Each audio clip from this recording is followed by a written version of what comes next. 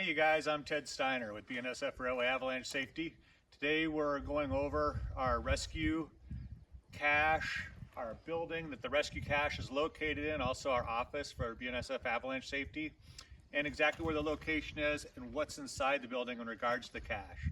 Wanted to start outside here because on the outside of our building, it's well identified as a rescue cache, but also we have 4 sets of probes with 5 probes in each PVC tube that you see on the outside of the building. These probes are a conduit with metal tips and then also coverings on the end of the probe, so you're not getting any snow stuck inside those conduit probes, and also it protects you as far as working with that probe pole in a deep snowpack. So we got 20 of those probes here against the building on the outside. Kind of moving around here, just kind of let you know how things work. As far as the office goes, we have a Railway Avalanche Danger Scale rating, 5 ratings, unrestricted right now. This sign will be up if we're around the office. If we're not up, we take this sign down, sign won't be there. Accessing the cache can be done either on either side of the building. If this door is locked, which it most likely will be if we're not around or if we're not in the building, we're going to need to go around the back side of the building to access the building to get into the rescue cache from the office. All right, good to go.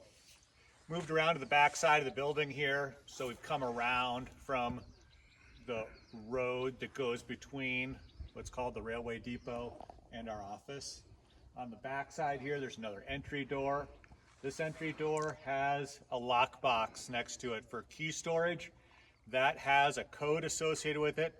That code will be shared with your agency or with your unit, so you can get into this building if indeed there is a need for accessing the building in regards to a rescue. Let's go inside and check out the cache. BNSF Avalanche Safety Office in Essex.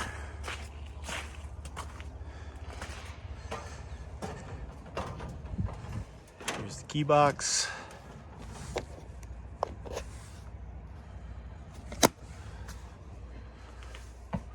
And welcome to the BNSF Railway Avalanche Safety Office. Okay, so the reason why we're doing this part of the video is we just wanted you to know that if an incident does go down and you don't have an ICS or Incident Command Center set up yet, you're welcome to use this office.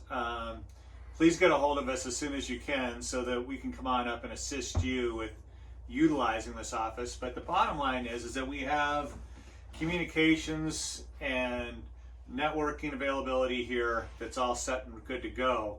Of course, there's passwords and access restrictions that we can get through if needed to utilize the computer system. But with that said, the office is available. Do have a whiteboard we can work with too, as well as some communications in regards to radios and radio comms that will help out if needed in the field. That's about it.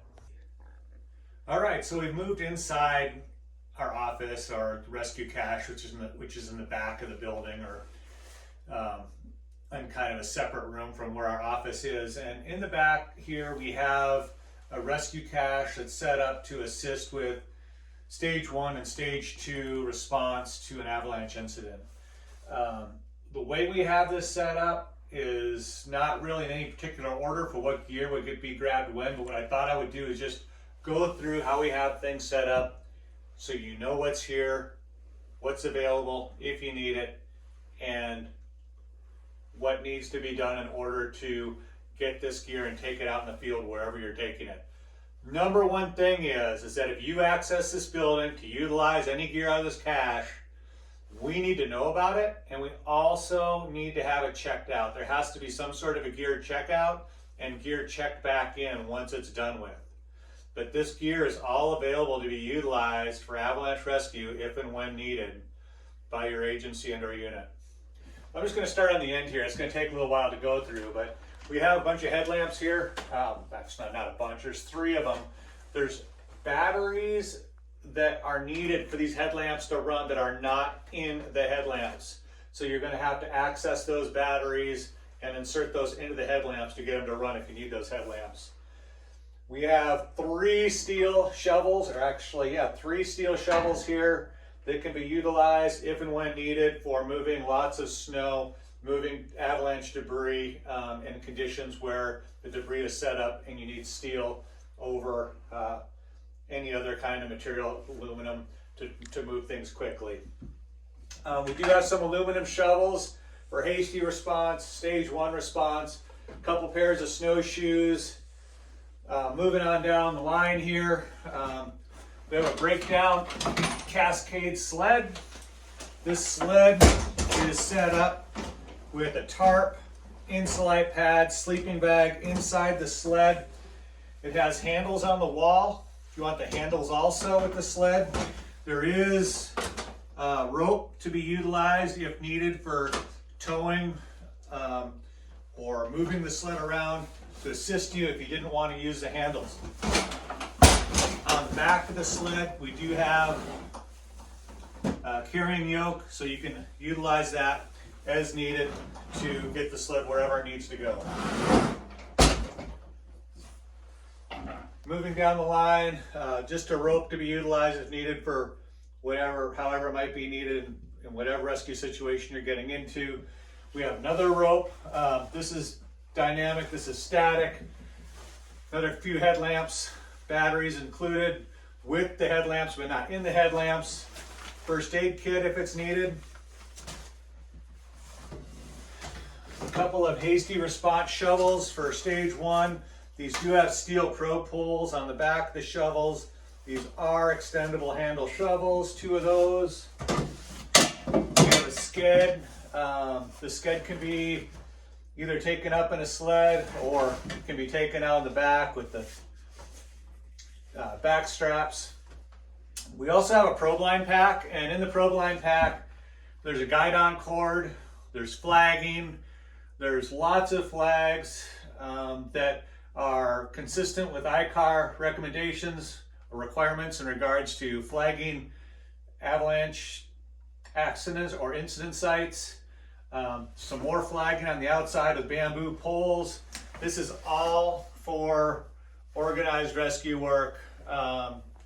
Utilizing what's in this pack should be able to get you to do what needs to get done for probe line work as well as marking that incident area. There's more snowshoes, and then up above some extra probe poles. I think that's it. Hey you guys, Ted Steiner again with BNSF Railway Avalanche Safety. We've moved from our office location, Essex, now out to the railway grade. And where we're at now is Java East, and Java East warming shelter, but we'll get to that in a minute. But at any rate, it's just off the US 2 highway, just before you get to the Java Trestle on the east end of the park. And so when you come up the hill here, it's going to be, if you're traveling eastbound, you're going to be taking a right or a left and coming up the hill, and the windsock will be right at the top of the hill here. This is an LZ, that is landing zone with the coordinates that are recorded, at least I know, with Tube Air Air and Minuteman Aviation and maybe Alert, I don't remember. But at any rate, it is an LZ here with a windsock. You'll see it when you come up the hill.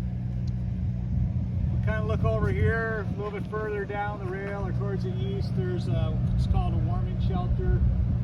It's a rescue cache also that we have on the railway. This is a locked building, so to get into the rescue cache requires a key. But if you get a hold of us and let us know something's going down in this area where you need to access this rescue gear, we can get you into this building. And let's take a look in the building now. I'll show you what kind of gear we have in there if you decide it's something you need to access.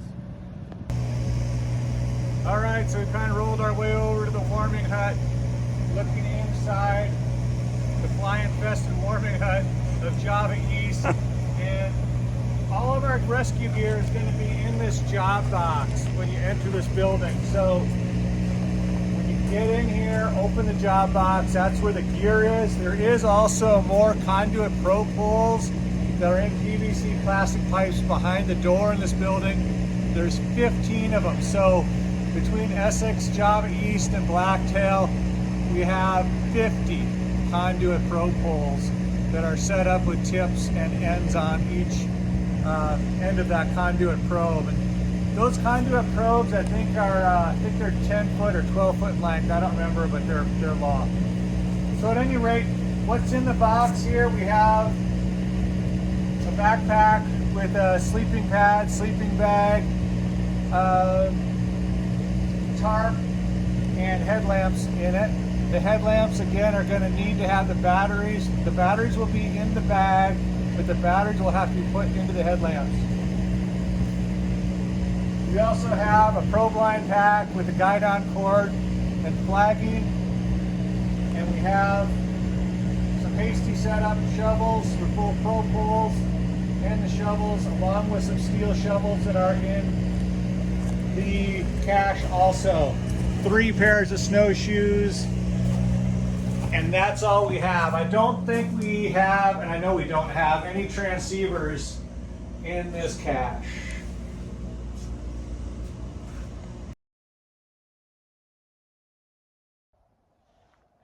It's me again. We are at our last railway-based rescue cache. It's marked appropriately in a signal building that is along the rail grade but not near the highway. Call this Blacktail. Blacktail is very near, but just to the west, down the rail, I want to call it down the rail, or towards Whitefish, from the Fielding Creek access to False Shields. So with that said, in this rescue cache, we have a job box, just like what we had at Java East. In that job box is similar contents to what we had at Java East, except we do have a breakdown Cascade sled with a backpack frame, shoulder straps on the frame, and that has a sleeping pad, sleeping bag, and tarp inside of it also. There are no handles with that breakdown sled. We don't have any ropes in this cache. We just have the sled.